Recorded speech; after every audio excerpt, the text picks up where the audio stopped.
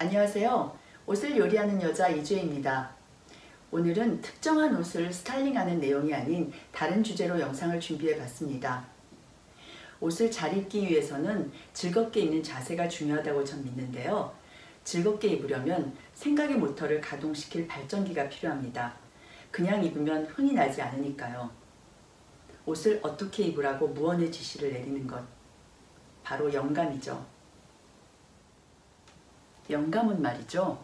그날의 기분이 될 수도 있고 날씨가 될 수도 있고 자연이 색이 될 수도 있습니다. 길을 걷다 스친 사람이 될 수도 있고 전시장의 그림이 될 수도 있고 특정 도시가 될 수도 있고 어렸을 적 추억이 될 수도 있습니다. 세상의 모든 것이 옷 입기에 도움을 주는 셈인데요. 영감 없이는 옷 입는 일이 재미가 없는 것 같습니다. 저 스스로에게 스토리텔링을 부여해야 옷 입는 일, 더 나아가서는 일상이 즐겁더라고요. 자, 그럼 어떤 것들이 저의 의생활을 슬기롭게 만드는지 같이 보실까요? 여러분도 그러시죠? 여행 가면 옷을 어떻게 입어야겠다는 다소 설렘 마음이 드시지 않나요? 도시마다 읽히는 분위기가 있는데요. 상하이는 제게 옷을 로맨틱하게 입고 싶은 마음을 주는 도시입니다.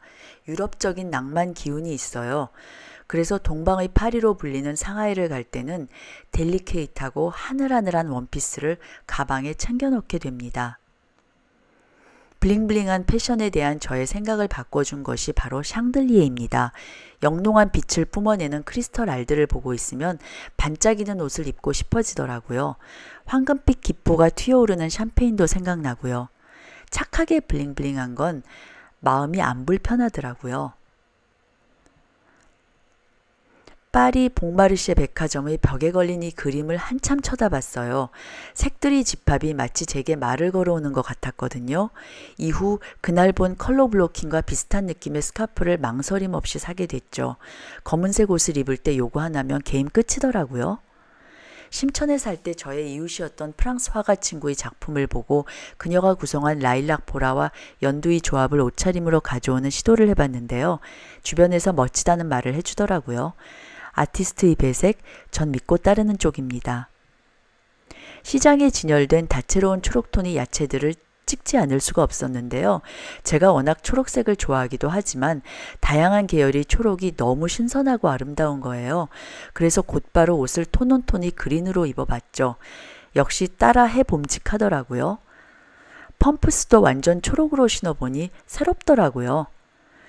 초록이 주는 신선함을 다시 한번 배부르게 느꼈습니다.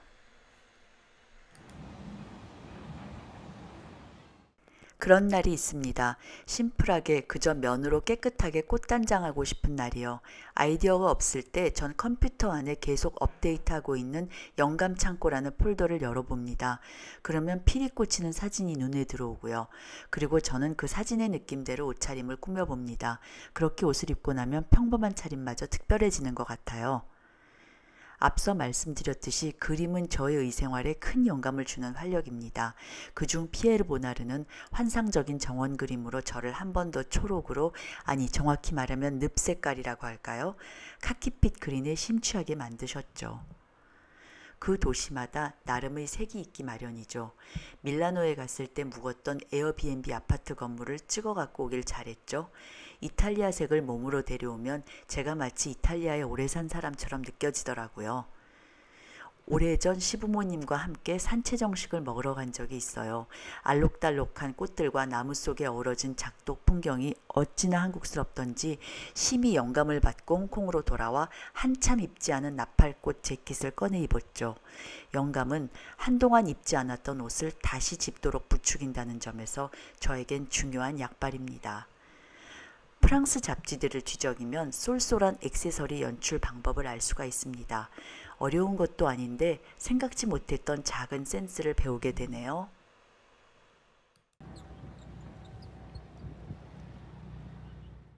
옛날에는 몰랐는데 지금은 알겠더라고요. 고이 보관되어 온 엄마의 물건들이 참으로 멋지다는 사실을요. 엄마의 브로치들을 차고 나가면 독특하게 예쁘다는 말을 자주 듣는데요. 저희 엄마의 브로치 사랑은 감지하지 못했던 브로치의 멋을 일깨워준 최상의 영감이 아니랄 수 없습니다. 어느 날 샤넬 매장 앞을 지나는데 색색의 리본으로 머리를 묶은 마네킹의 헤어스타일이 눈에 딱 들어오더라고요. 순간 어렸을 적 생각이 났습니다. 빨강이나 분홍색 리본으로 따은 머리를 치장해주던 엄마의 손길이 기억의 창고에서 불쑥 튀어나온 거죠. 모아둔 선물 리본을 활용하니 기분이 뿌듯하더라고요. 저는 샤방샤방한 러플과 레이스에 열광하는 사람은 아닙니다. 그런데도 로망 같은 것이 있어요. 세월이 흘러도 아직까지 프릴과 러플, 레이스에서 평화로움을 느끼는 건 어렸을 적 자주 입어서가 아닐까요? 페코짱으로 알려진 입맛 다시는 이 귀여운 여아를 저는 만나양으로 부릅니다. 오죽 귀여우면 티셔츠까지 샀겠어요. 언제 처음 입었냐면요. 친한 언니가 떡볶이 먹으러 오라고 초대한 날 만나게 먹으려고 만나양을 동행하고 갔습니다. 그것이 페코짱 양과의 첫 데이트였죠. 13살 때는 미처 몰랐어요. 화려한 꽃무늬가 들어간 러시아산 술장식 숄이 40여 년 뒤 저의 옷차림을 특별하게 돋보여줄 줄은요. 러시아의 전통 목각 인형인 마트로시카도 두른 걸 보니 귀엽고도 사랑스럽더라고요. 청바지에 티셔츠를 입은 날 이 색색의 러시안 숄은 심플한 차림을 단번에 밝히는 조명 역할을 합니다. 늘 고수하던 방식대로 옷을 입으면 재미가 없죠.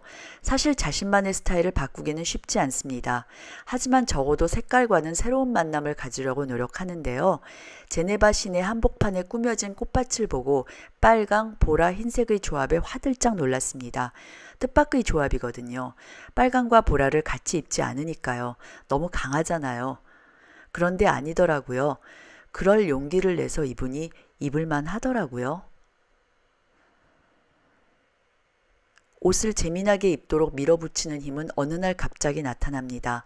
꽃시장은 영감을 얻는데 유용한 장소라고 할 수 있는데요. 꽃이 만발한 그곳에 가면 마음이 온갖 자연의 색으로 칠해지더라고요. 홍콩의 꽃시장에서 마주친 노란색은 두고두고 노란색을 애용하게 만드네요. 싱가포르에 살 때 작은 인도로 불리는 리틀 인디아에 가면 오색찬란한 팔찌들을 넋놓고 쳐다보곤 했거든요. 한두 개에서 대여섯 개로 계속 사다 보니 그에 어울릴 차림을 해야겠더라고요. 그래서 사게 된 것이 금박치마였어요. 홍콩에서는 그다지 입을 일이 없지만 가끔 꺼내 입으면 기분 전환은 확실히 됩니다. 카푸치노를 수놓은 감미로운 거품아트를 보고 필이 딱 오더라고요. 크림색 원피스를 살려주려면 캐러멜색을 더해야겠다는 생각이 들었죠. 같은 옷이어도 어떤 느낌을 갖느냐에 따라 착용감이 달라지더라고요. 이상하죠? 강렬한 색들을 좋아하고 즐겨 입는 제가 파리에 가면 담백한 차림을 선호하더라고요. 검정, 네이비 블루, 재단이 잘된 바지와 재킷, 단화, 샤넬의 2.55백.